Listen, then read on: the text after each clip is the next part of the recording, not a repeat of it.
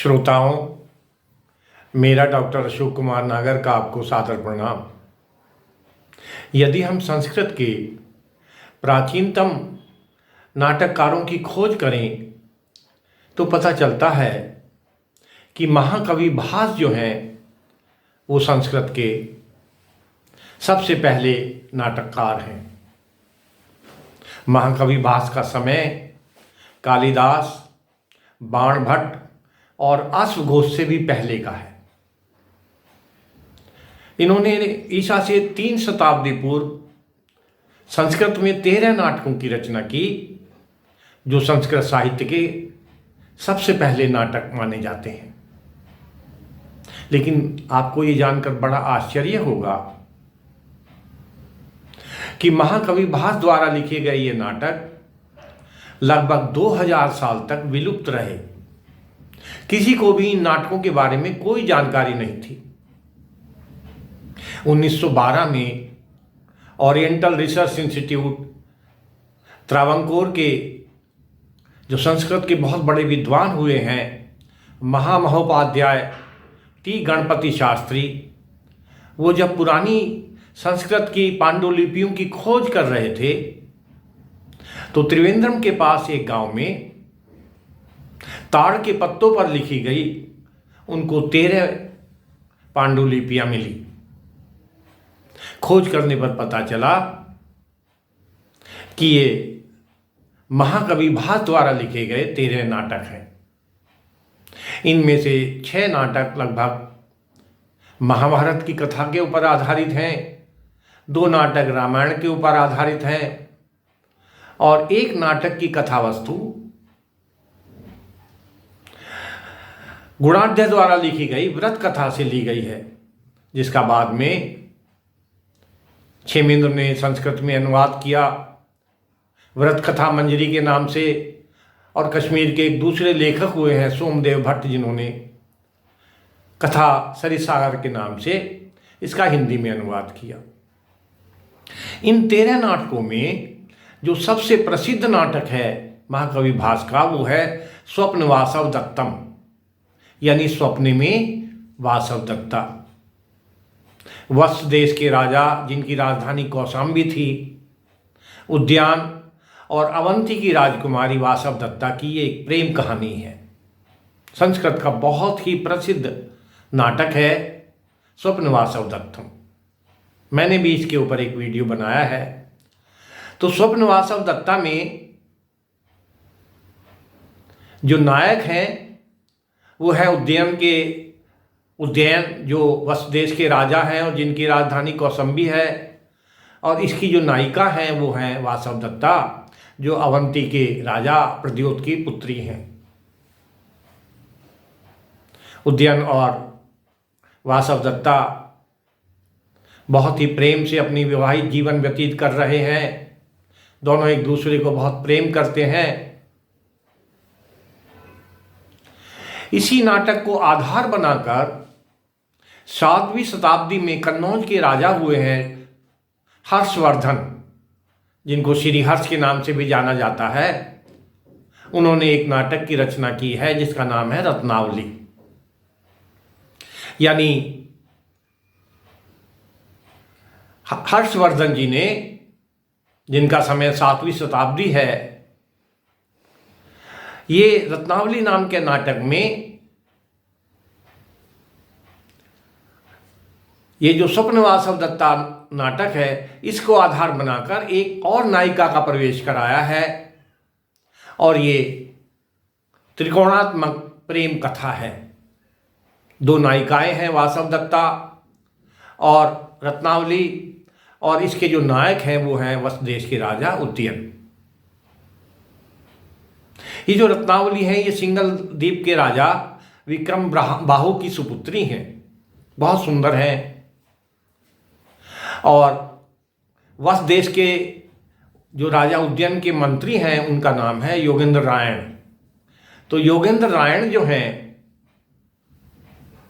वो दिन रात जो है राजा की भलाई में लगे रहते हैं। वो बहुत स्वामी भक्त मंत्री हैं। उनके जीवन का एक ही लक्ष्य है कि किस प्रकार जो है राजा की अधिक से अधिक सेवा की जाए।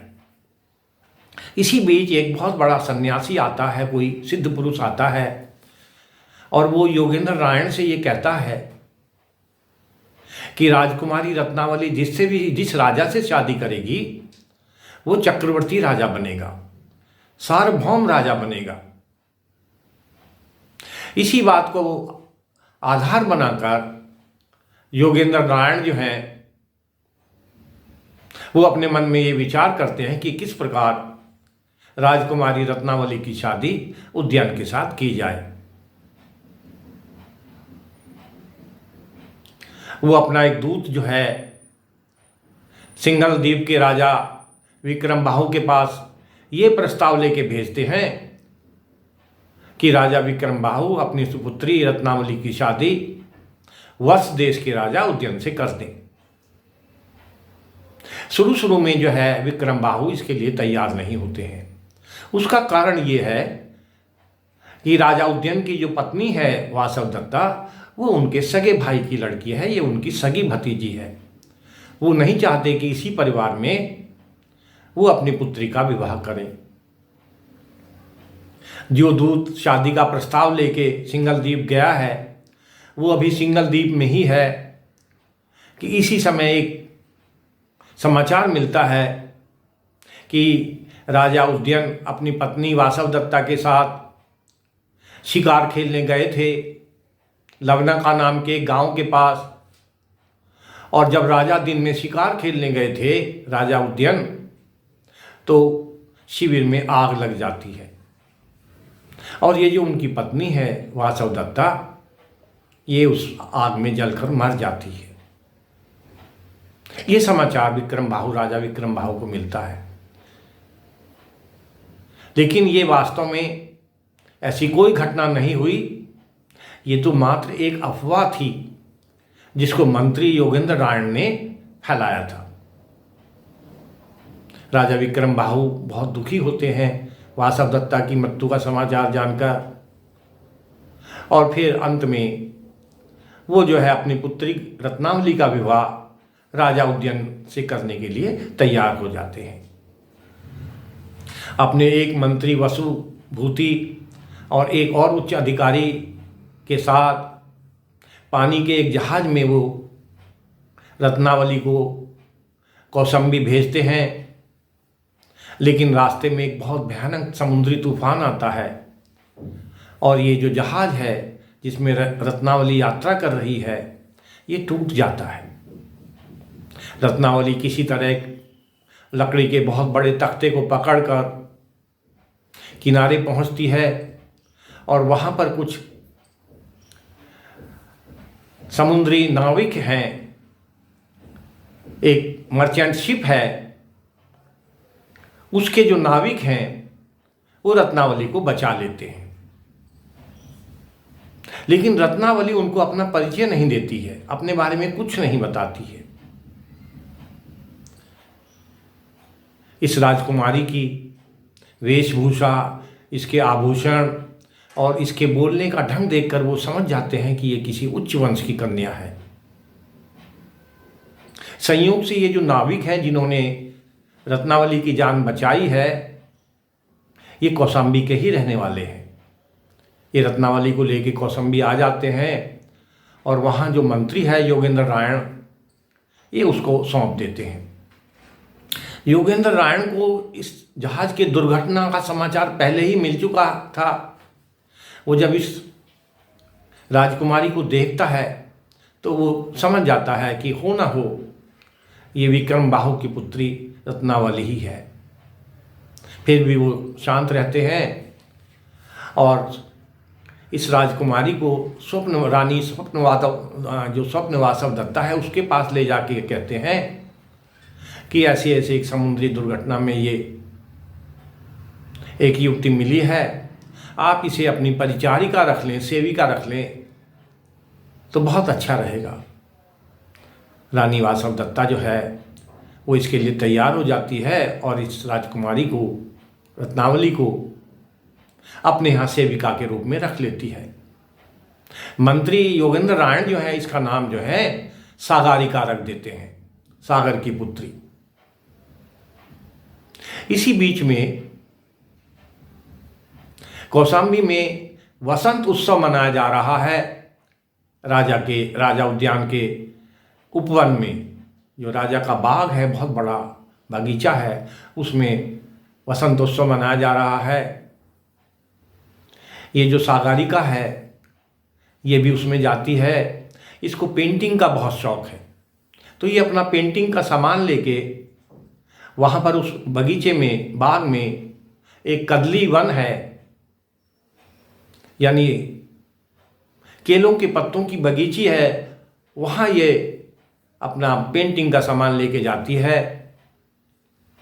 राजा भी इस बाग में आता है अपने मित्र विदूषक के साथ, जिसका नाम वसंतक है, और सागरिका है राजा उद्यान को देख लेती है।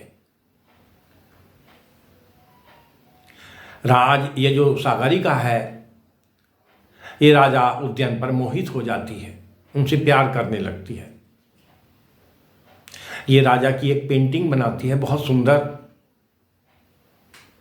जब ये पेंटिंग पूरी कर लेती है तो इसकी एक और सखी, जिसका नाम सुगंधता है, वो भी आ जाती है।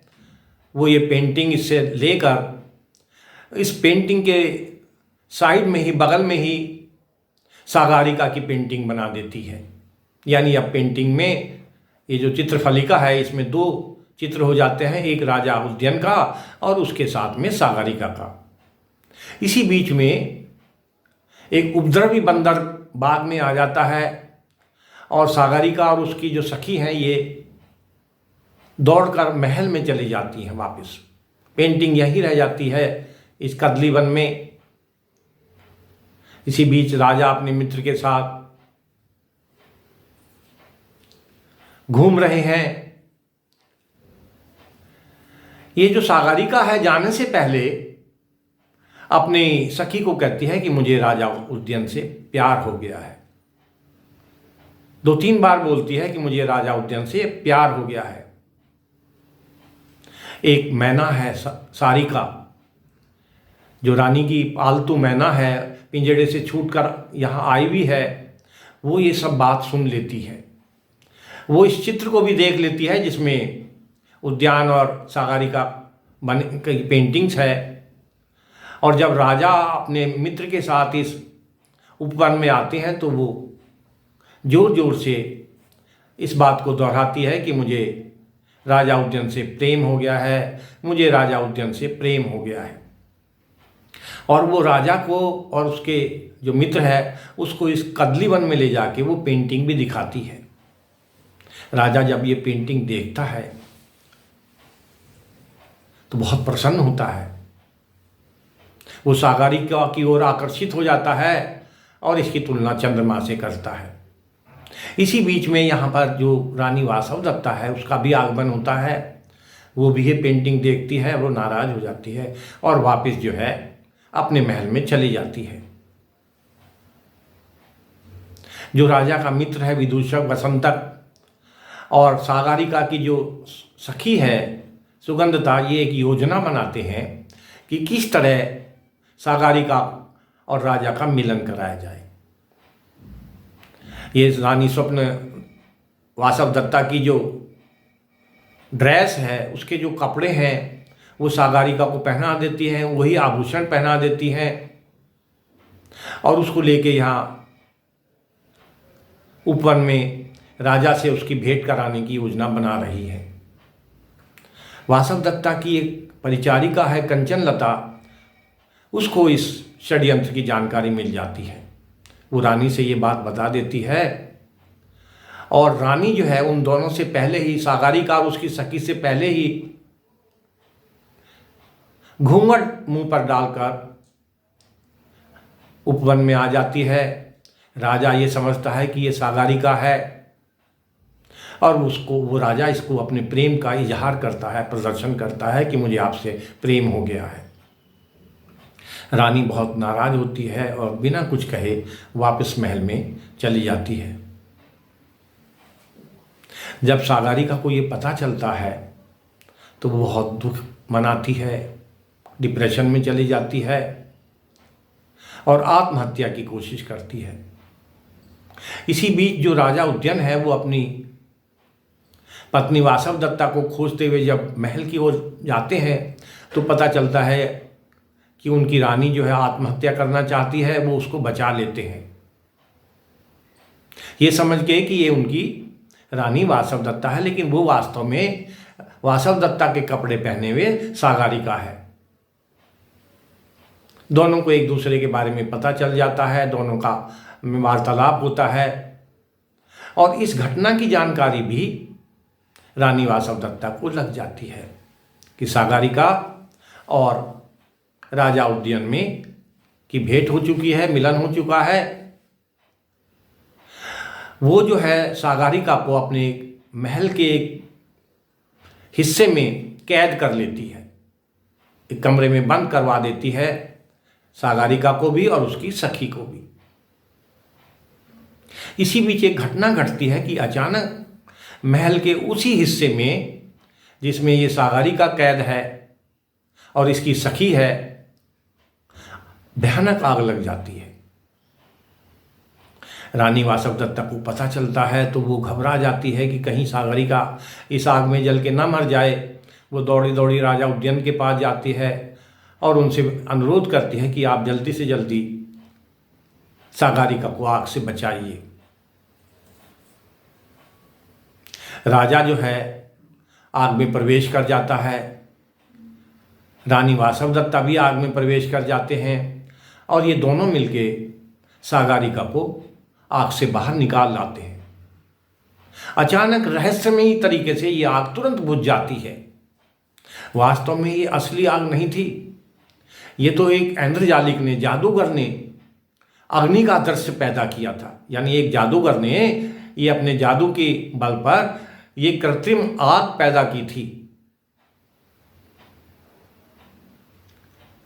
उसके पश्चात जो है जो राजा के विक्रमबाहु के दो और मंत्री हैं, एक वसुभूति हैं और एक और अधिकारी हैं जो रानी के साथ, रत्नावली के साथ पानी के जहाज में बैठ के आए थे, वो भी आ जाते हैं और वो सागरिका को पहचान जाते हैं और कहते हैं कि ये तो राजा विक्रमबाहु की पुत्री रत्नावली है। राजा के मंत्री योगेंद्र नारायण भी इस दृश्य में उपस्थित हो जाते हैं, राजा से क्षमा मांगते हैं और कहते हैं कि राजन, ये जो नाटक है ये इसका सूत्रधार मैं ही हूँ, मैंने ही सब ये नाटक रचा और ये नाटक केवल इसलिए रचा कि आप जो है चक्रवर्ती राजा बने। जब रानी वासवदत्ता को ये पता चलता है कि ये उनकी सगी चचेरी बहन है, उनके चाचा की लड़की है, तो बहुत खुश हो जाती है। वो सागरिका का अपने वस्त्रों से श्रृंगार करती है, बहुत अच्छे अच्छे वस्त्र पहनाती है, आभूषण पहनाती है, श्रृंगार करती है और राजा उद्यन से उसकी शादी हो जाती है। इस प्रकार राजा हर्षवर्धन द्वारा लिखे हुए इस नाटक का एक बहुत सुखद अंत होता है। अब श्रोताओं, मैं अपनी इस कथा को यहीं विराम देता हूँ। यदि ये मेरा वीडियो आपको पसंद आए तो आप कृपया मेरे चैनल को लाइक कीजिए, मनोरमा कथामाला को यूट्यूब पर, और इसको सब्सक्राइब कीजिए। आप सभी का धन्यवाद।